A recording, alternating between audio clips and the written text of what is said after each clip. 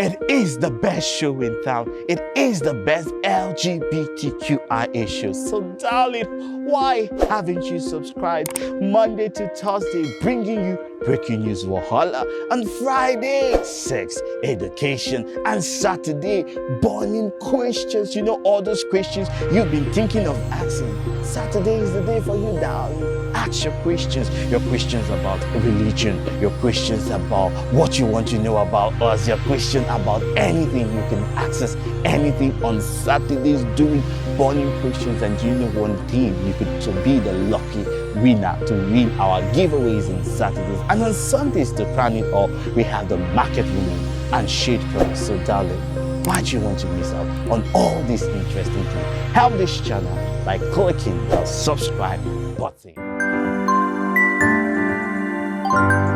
Now, in Borno State, again, we beam our searchlights where men have been arrested. Close to about 20 men have been arrested because they were alleged by the police, the DPU of the station, for plotting a gay wedding, not even a party, a gay wedding, and they were planning on getting secretly married. And they paraded them for everyone to see.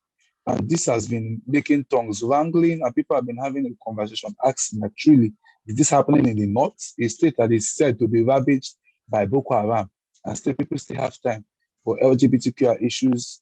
But as we see on this show, sexuality has nothing to do with the war times, the war zones, countries, tribe, affiliation, or even race. Cut across all cultures, sexuality remains undefeated.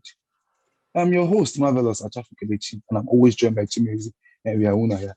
In our Toronto studios in Canada. Chimezi, how are you doing today? I'm fine, thank you, Mr. Chaffo. How are you doing? I'm doing extremely well. Thank you very much. So, guys, the team is ready. I hope you are. Kiro Talk starts now. So, Chimezi, we looked at this video. All of them basically almost all white. Do you believe that this was a wedding? First of all. The only thing that keeps on getting to my head is, even if this was a wedding, then this must have been the poorest, low-budgeted comedy wedding that anything gay can ever think of. Like that one we talked about, the two lovers that were dancing, and I don't even know what was happening to their colors. The South African couple. Yes. The South African couple with the rat eating egg. Yeah, that must have been the same category of Joker's wedding. But honestly, do they have a right to have a wedding? Yes, they do have a right to have a wedding. Were they planning a wedding? Who knows? How did they know? How did the police get tipped off that they were going to have a wedding? A queer wedding in Nigeria. Really? They have the right? A queer wedding in Nigeria. But yeah, people say, well, no, people still debate Ella. What's her name? Ella and this other person. People still even question their wedding. That it's a trans wedding, which under Nigerian law might even fall as same-sex marriage law and could be knocked out of the courts. No, Ella's wedding with what's this guy's name? Uchenna, what's his name again? Is it not Uchenna? Yes, it's Uche. Uchenna. But at the same time, I'm not talking about Nigeria. I mean, as a human being, we all have the right to have a wedding. We all have the right to choose who our lovers is. But in a country as thin as Nigeria, after the wedding, why the wedding, say, first and foremost? Well, what will it add to the relationship of these people in a country like Nigeria? It's not like after the wedding, no, you're going to pay bride price, or you're going to pay dowry, or after the wedding, everybody's going to call you Mr. and Mr. or you're going to be recognized by the law courts. No, there is no, I'm saying it from a very realistic point, there is no profit in having a gay wedding in Nigeria when the law is against you.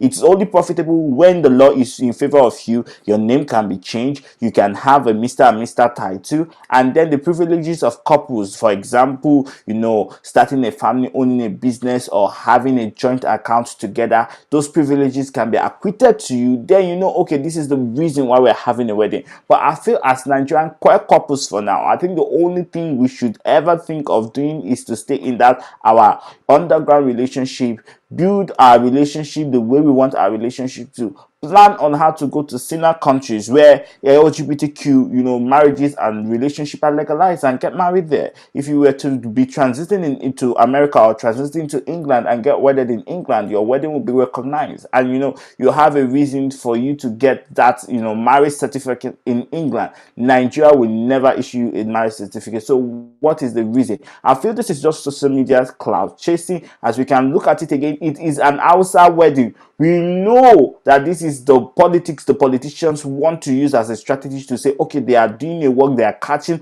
all this so proclaimed criminals who are trying to bring social decadence. No, we know that these are political strategies that they are using to, seek for political vote, seek for political insight, also seek for public, applause to hold ground on their political, campaign. That's what I see here. And this is just maybe a cook and bull story by bloggers who just want to have a little traffic on their page. Is this a legit wedding? Nobody can prove it was a legit wedding. The police have no evidence. There were no photos of the weddings. There was no wedding invitation cards we can see. There was no proof that the wedding was about to hold or was held. Over to you, Mr. Chaffo. Now, one thing that keeps on surprising me is the fact that they would, in a state like Borno State, they can easily bust these people who are planning to have a supposed key wedding, and that state is being ravaged by Boko Haram to the extent that for like 2 cycles of election now, the elections in Borno State have been done in IDP camps. Many areas abandoned, many areas left to the hands of terrorists. I would rather want to see this energy in also dealing with terrorists, the real criminals. There was something the DPO said that I really needed to respond to.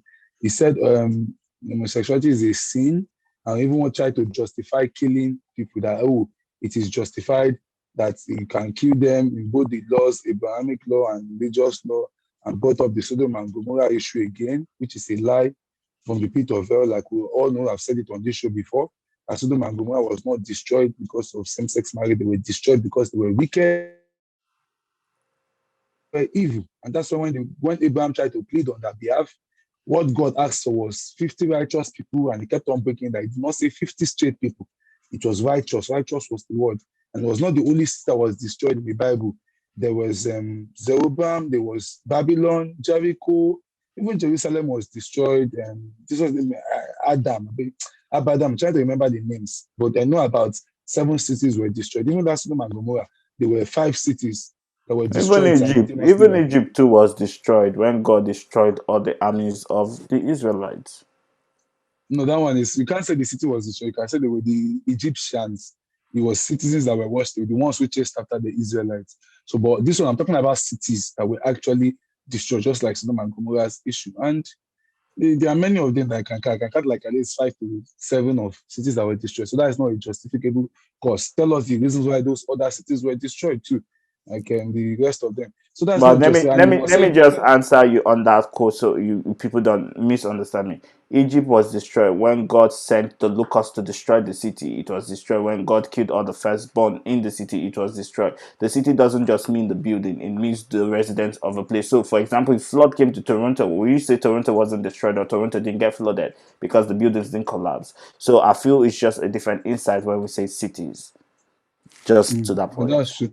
Well, that's true, sir. I think you're right on that, because even Jerusalem that was destroyed, if you go to Jerusalem, you will see so much crowd that you might even fall on the roadside. So, because a city is destroyed doesn't mean it cannot be rebuilt. But some of these cities, when they were destroyed, they remain non-existent, like Sodom, like Babylon, but Jerusalem still stood still, and Jericho. Jericho still exists today. So people can still visit But Jericho. but That's but on that hand. just to clarify that talk about Sodom and Gomorrah, so people understand and know Bible very well. Sodom and Gomorrah was destroyed because they were rapists and they wanted to rape the angels. Like 2,000 men or 3 million men coming to 2 people to sleep with them would have been raped. They did not say I like you. They did not say I love you. They did not say I want to toast you. They say we want to rape these people. We want to fuck them by force by fire. And 3,000. He said all the men of Sodom and Gomorrah. Chine, if I God don't mean, destroy that city, besides, who else will destroy the city?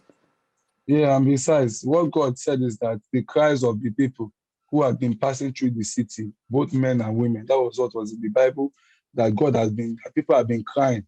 Also, it was not just the angel, it was people.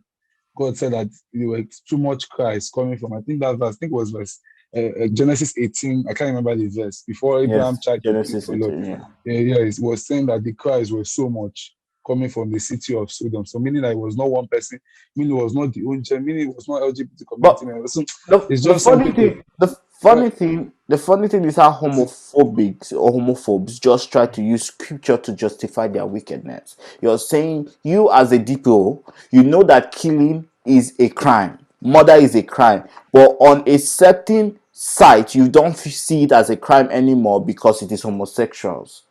So this shows us the kind of people we have in power.